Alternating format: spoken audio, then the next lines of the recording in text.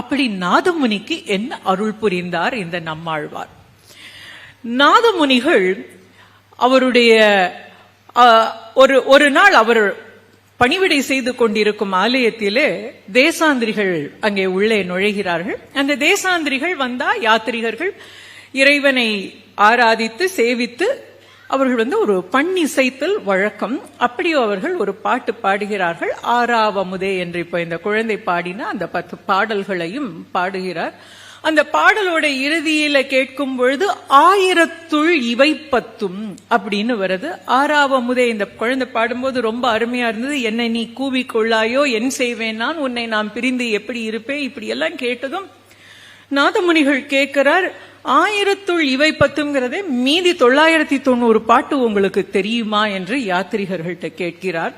அந்த யாத்திரிகர்கள் சொல்கிறார்கள், இல்ல எங்களுக்கு தெரியாது.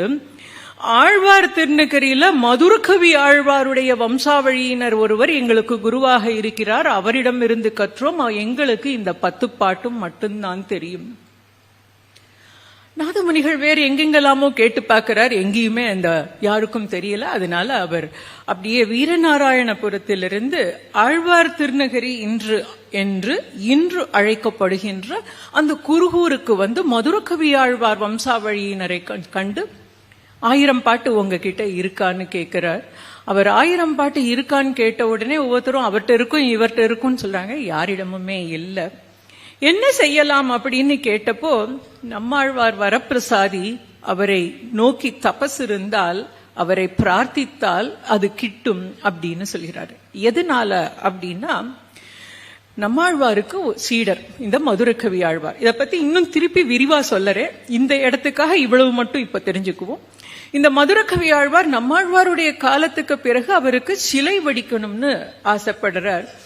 அப்படி அவர் தாமிரபரணி ஆற்றின் நீரை எடுத்து அதை காய்ச்சும் பொழுது அந்த நீரிலிருந்து தாமிரத்திலேயே நம்மாழ்வாருடைய திருவுரு கிடைக்கிறது. ஏன்னா அவர் நம்மாழ்வாரை நினைத்து கொண்டே செய்ததுனால அது சித்தி ஆயிற்றுன்னு. அதனால நீங்க நம்மாழ்வாரை நினைத்தால் காரியம் சித்தி ஆகும் என்று சொல்ல, மதுரகவி ஆழ்வார் அருளப் பண்ணிய கண்ணினும் சிறுத்தாம்பு அப்படிங்கிற ஒரு 10 பாட்டு இருக்கு. அதை சொல்லி நாதமுனிகள் பிரார்த்தனை செய்ய நம்மாழ்வாரே வந்திருந்து நம்மாழ்வார் அவருக்கு 4000 திவ்ய பிரபந்தம் என்று இன்று நாம் அழைக்கின்ற அந்த மொத்த தொகுப்பினையுமே வழங்கியதாக நம்முடைய சரித்திரம் கூறுகிறது.